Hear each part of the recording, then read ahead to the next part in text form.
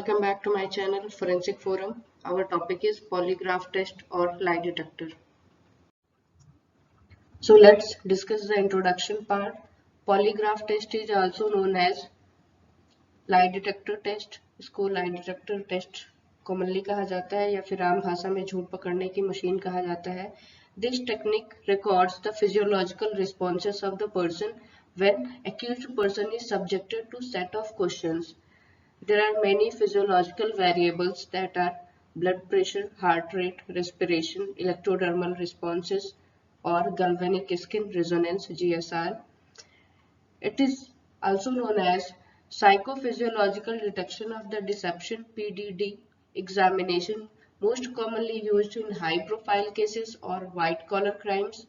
बहुत सारे rape cases में भी इस टेक्निक का यूज हो रहा है या फिर बहुत सारे प्रीवियस ऐसे केसेस हैं जिनमें इसका यूज हुआ है.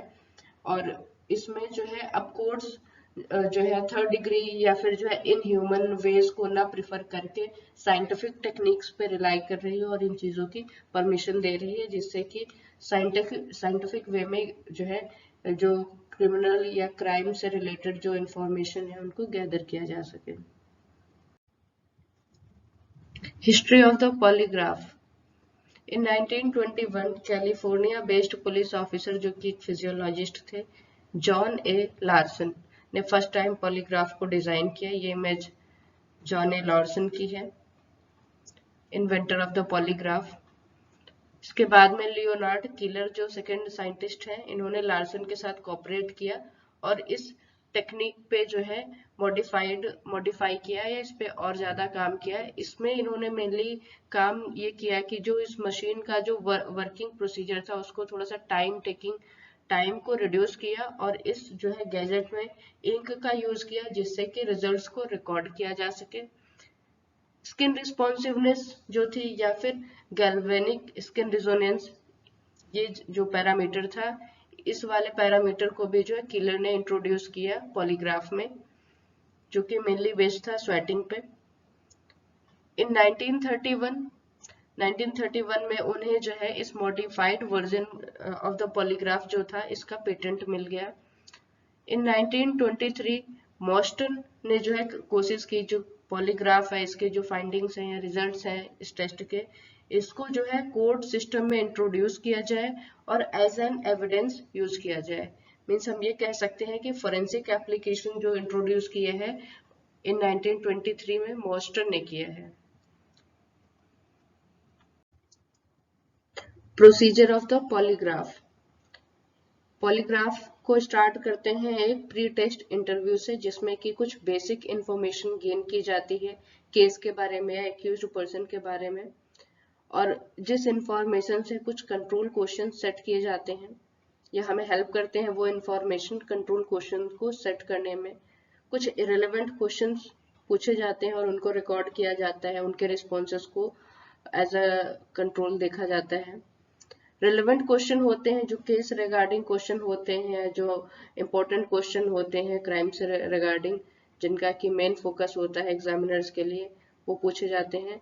इन सारे क्वेश्चंस को अल्टरनेटिवली जो है सेट किया जाता है, पूछा जाता है, और इसके बाद में पर्सन्स के जो बॉडी के फिजियोलॉजिकल रिस्पॉन्सेज हैं उनको रिकॉर्ड किया जाता है. उसके बाद में इसका जो है इंटरप्रिटेशन किया जाता है. इसमें एक न्यूमोग्राफ को जो है फिट किया जाता है जो एक्यूज्ड पर्सन है उसके चेस्ट के अराउंड, और दूसरा जो न्यूमोग्राफ है वो उसके बेली या एब्डोमेन के अराउंड जो फिट किया जाता है या पहनाया जाता है.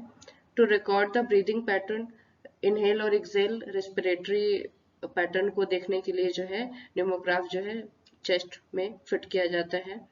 उसके बाद में एक अपर आर्म में जो है ब्लड प्रेशर के लिए कप फिट किया जाता है जो कि क्लॉथिंग का बना होता है, पैडेड लाइक.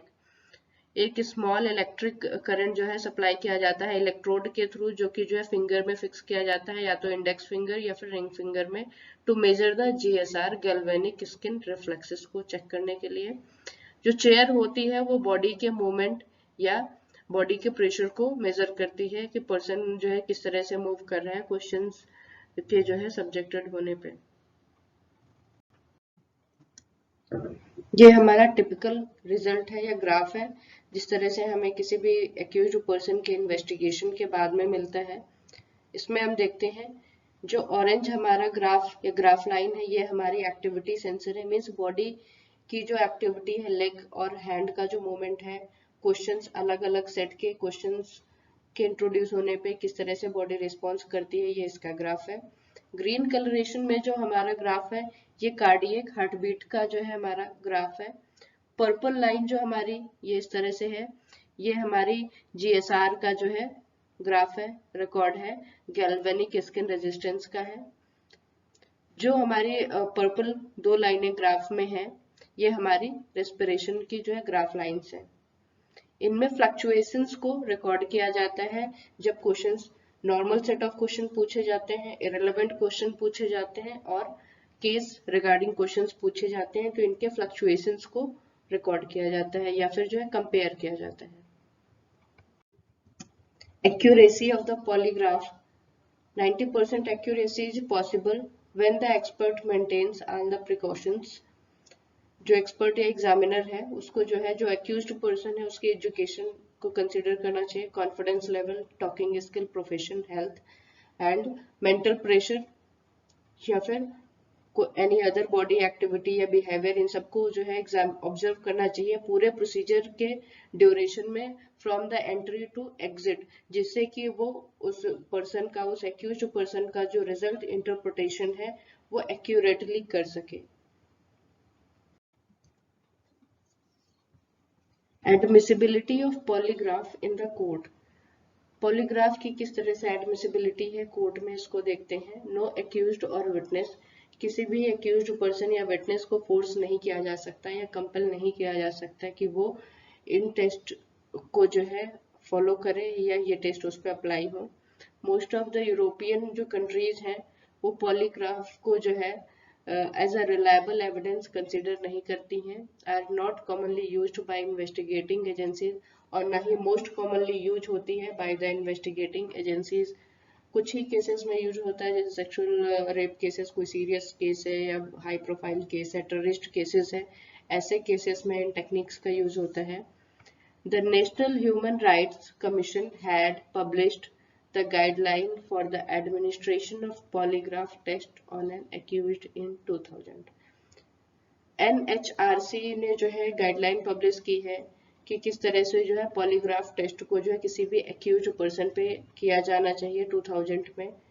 सुप्रीम कोर्ट के ऑनरेबल जज KG बाला सुब्रमण्यम जी ने जो है Shrimati Selvi versus state of Karnataka case में कहा कि जो इस तरह की टेक्निक्स हैं जैसे नार्को, पॉलीग्राफ, ब्रेन मैपिंग, इनको जो है बिना एक्यूज्ड की कंसेंट की परमिशन के बिना अप्लाई नहीं करना चाहिए या फिर नहीं किया जा सकता, और ना ही इसके रिजल्ट्स की कोई वैल्यू है अगर ये test without the consent perform किए भी गए हैं तो।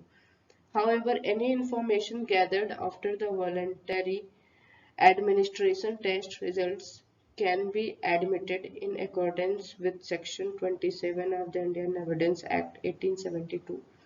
इसके अलावा अगर किसी भी तरह किसी एक्यूज्ड पर्सन ने अपनी कंसेंट देकर के इस तरह के टेस्ट उस पर अप्लाई किए गए हैं तो उसके थ्रू जो भी इंफॉर्मेशन गैदर की जाएगी उसको रिकॉर्ड किया जाएगा under section 27 of the Indian evidence act 1872 के अंडर में।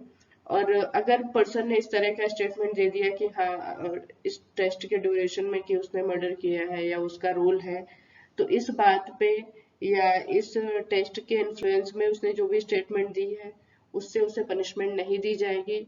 अगर वो किसी ऐसी इंफॉर्मेशन को शेयर करता है जैसे कि उसके पास कोई पर्टिकुलर थिंग जो है उसकी ऑनरशिप है या उससे रिलेटेड है, उसके घर में इस जगह पे रखी हुई है, अगर वो चीज बाद में उस जगह पे उसके घर में मिल जाती है तो उसको एज अ कोरोबोरेटिव एविडेंस लिया जाएगा। मेनली इन टेक्निक्स का यूज साइंटिफिक इंटेरोगेशन में जो इंफॉर्मेशन को कलेक्ट करने के लिए सही है या गलत है इन पर्पज से किया जाता है। अब देखते हैं famous cases of the polygraph and narco test in India. Hathras case में यूज हुआ polygraph test, Unnao rape case, Aarushi Talwar case, Ajmal Amir Kasab, Shraddha Walkar जो अभी रिसेंट केस है इसमें भी जो है पॉलीग्राफ टेस्ट होना है, Aftab Poonawala. Legal aspect of the polygraph, narco analysis, brain mapping, polygraph test किसी भी एक्यूज पर्सन की कंसेंट के बिना जो है प्रोहिबिट किया गया है under the article 20 clause 3 of the Indian constitution. ये कहता है no person accused of any offence shall be compelled to be witness against himself. कोई भी पर्सन है जो कि एक्यूज है किसी भी ऑफेंस का, उसको जो है प्रेशराइज नहीं किया जा सकता विटनेस होने के लिए, खुद को ये साबित करने के लिए कि वो इस पर्टिकुलर ऑफेंस का जो है कल्प्रिट है।